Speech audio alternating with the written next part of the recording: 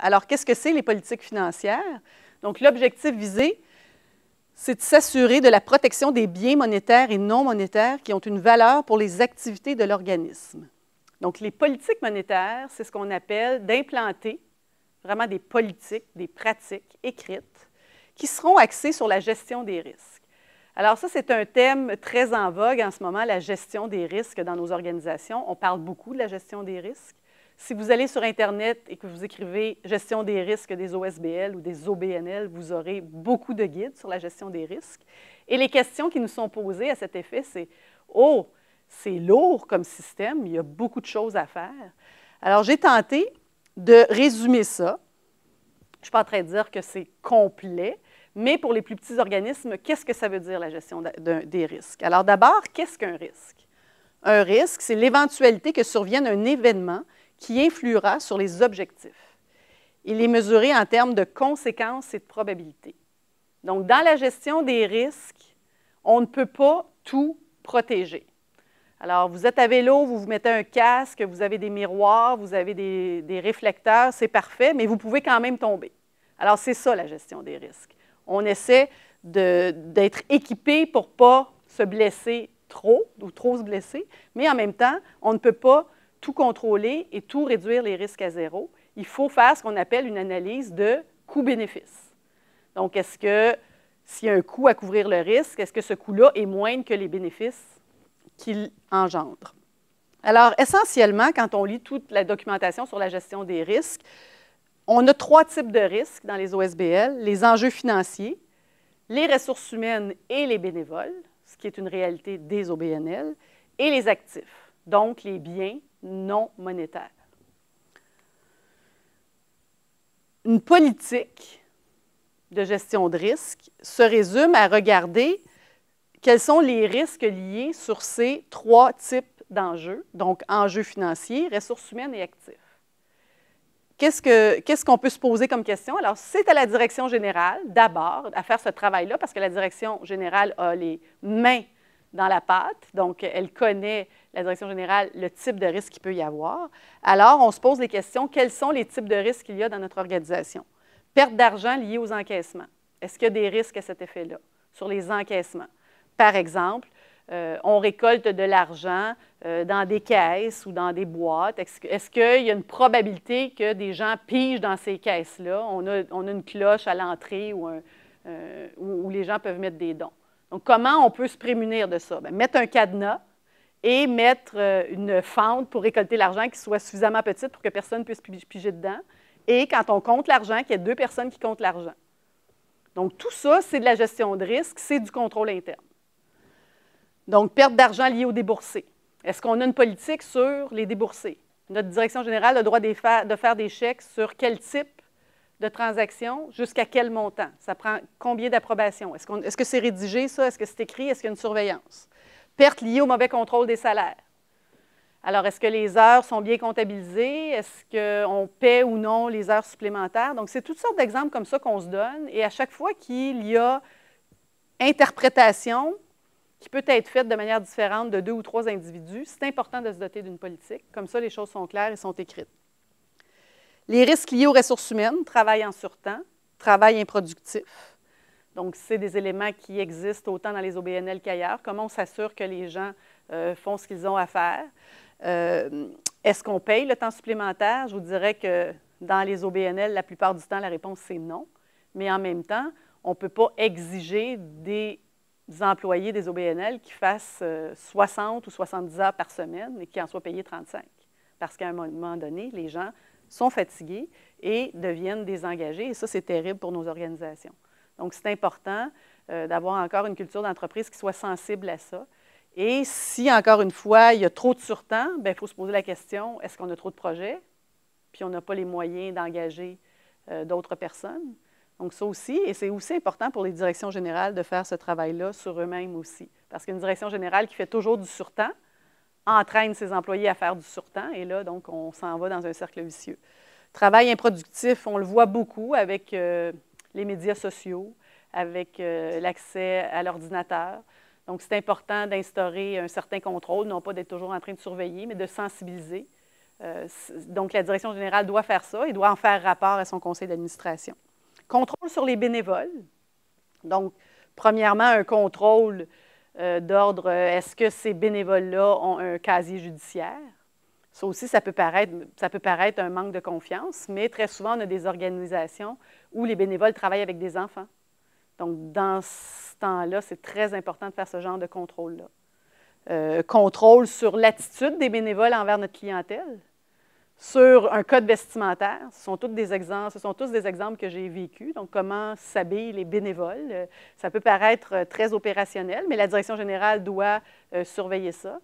Et encore une fois, en faire rapport au conseil d'administration. D'autres risques associés aux actifs cette fois-ci, gaspillage ou mauvaise utilisation des biens. Par exemple, avoir un contrôle sur les inventaires quand on utilise des ressources matérielles. S'assurer que ce ne soit pas barre ouvert sur l'inventaire. Perte ou vol des informations.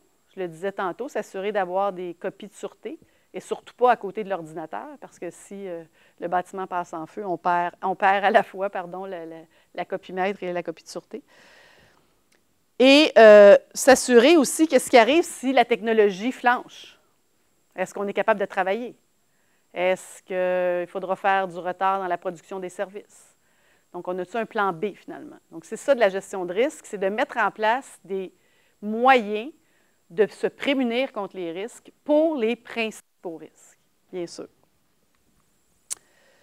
L'établissement de politique financière, donc ça aussi, c'est de la gestion de risque, s'assurer qu'il y a un seuil monétaire et un type de dépenses pour lequel la direction générale doit demander approbation.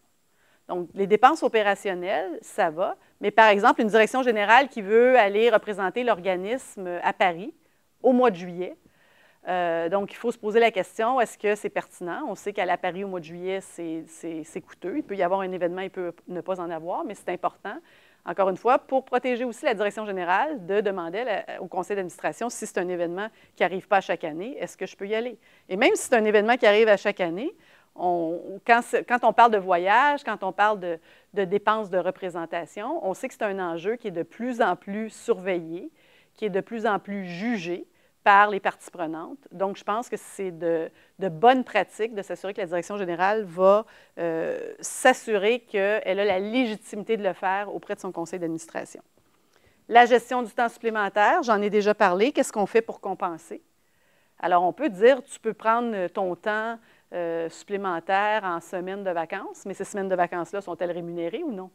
Donc, ça, des fois, ça peut être interprété de façon différente et ça crée des conflits, de l'insatisfaction.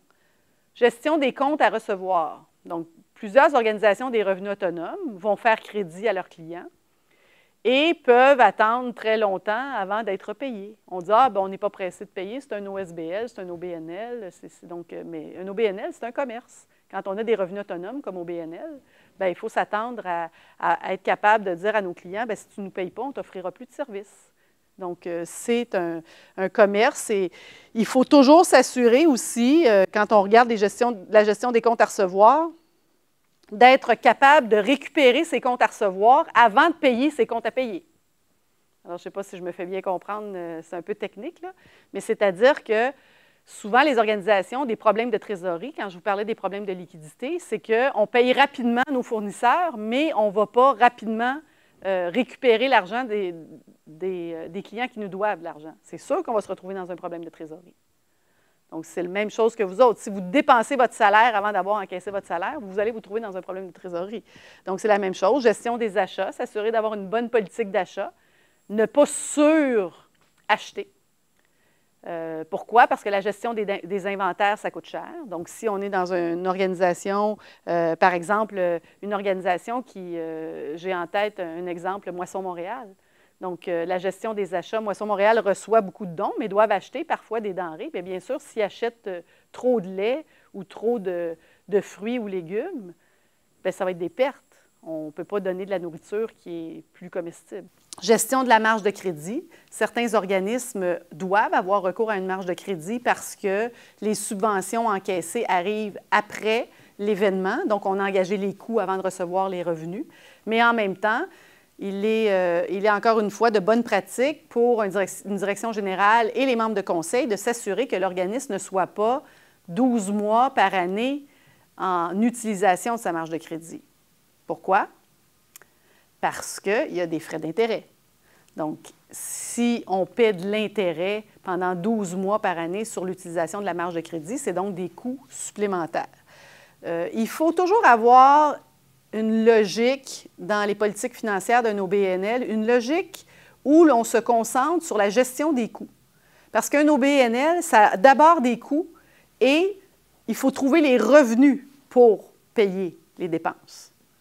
Donc, ça prend une très bonne gestion des coûts, une très bonne gestion des liquidités pour s'assurer justement qu'on aura toujours les liquidités suffisantes pour payer nos fournisseurs et nos dettes.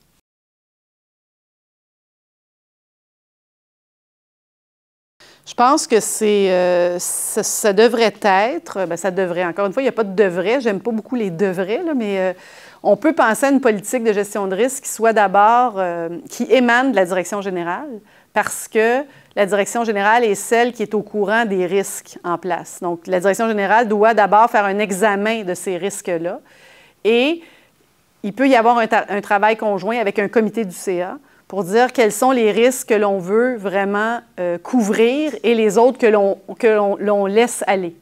C'est-à-dire que, je le disais d'entrée de jeu dans cette section, on ne peut pas se couvrir pour tous les risques.